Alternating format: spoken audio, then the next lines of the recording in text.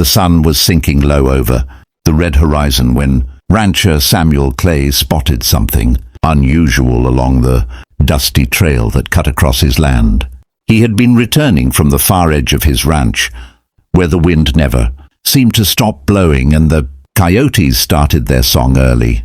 The evening light turned everything gold and crimson, the fences, the grass, and the distant mountains glowing like old embers.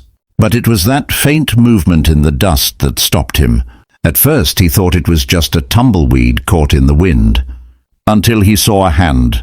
Samuel dismounted his horse, boots crunching on dry earth, and knelt beside the shape half buried in red sand. It was a girl, young, no older than 16. Her dark hair was tangled with dust, her dress torn, and blood marked her side. She was breathing barely. He could see a small necklace around her neck, made of turquoise beads and feathers, something unmistakably Apache. For a long moment Samuel just stared, his heart pounding with the weight of decision. Helping her meant trouble. The nearest Apache camp was far, but their eyes were everywhere. Still, he couldn't walk away. Not this time. He lifted the girl into his arms and carried her back toward his ranch.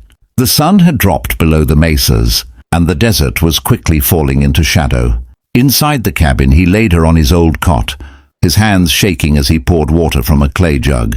He cleaned the wound on her side, a deep cut, likely from a bullet, and wrapped it with torn strips of his own shirt. The girl woke just once, her lips dry, whispering a single word in her language. Samuel didn't understand, but her eyes were full of fear and trust. Through the night, he kept the lantern burning low, listening for any sound beyond the wind. He couldn't shake the feeling of being watched. His horse neighed nervously outside. The moon climbed high, pale and cold. Samuel sat by her side, whispering softly, "You'll be all right, miss. Just hang in there. You're safe here." By morning, the girl's fever had broken slightly. She was weak, but breathing easier. Samuel brought her water and bread, and she looked at him with eyes that seemed to hold the entire desert. Pain, fear, and something sacred. She touched her necklace and whispered again, this time clearer, "Thank you." Samuel nodded slowly. "You're welcome, sweetheart. Just rest now. You're safe here." But deep down he knew he wasn't safe. Not anymore. Outside the wind shifted, carrying with it the faint echo of hooves, distant, rhythmic, and growing louder with every second.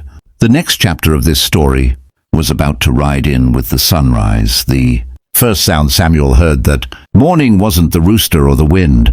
It was the thundering of hooves, heavy, powerful, and endless. He stepped out onto his porch, the morning sun slicing through the desert mist, and his heart froze. The horizon moved like a living wave. Hundreds of Apache riders spread wide in a crescent, closing in on his fence line.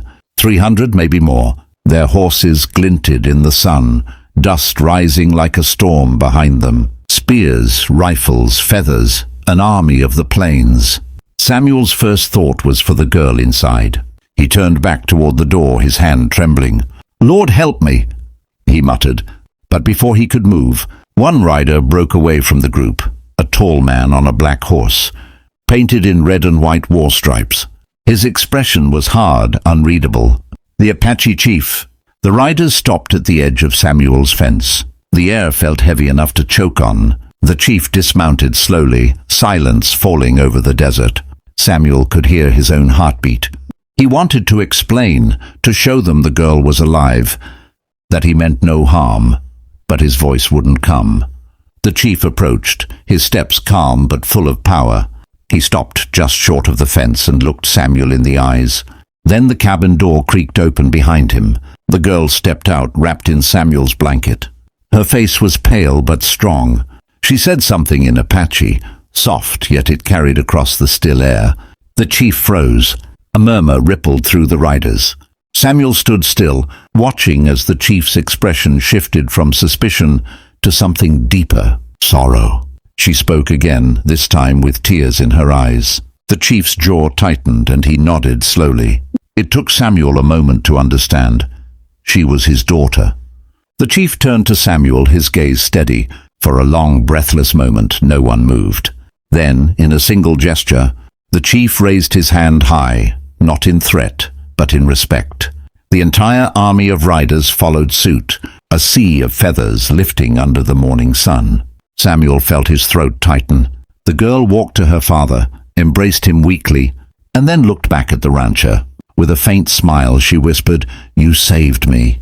The chief gave Samuel one final nod, a silent thank you, before mounting his horse again. With a low command, the riders turned in unison and began to fade into the desert, dust glimmering behind them like fire in the light. Samuel stood there for a long time, the sound of hooves fading into the wind.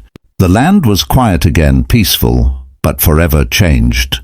He took off his hat, staring out toward the rising sun. "Guess kindness still means something out here," he whispered. And as the screen fades to black, his voice echoes softly.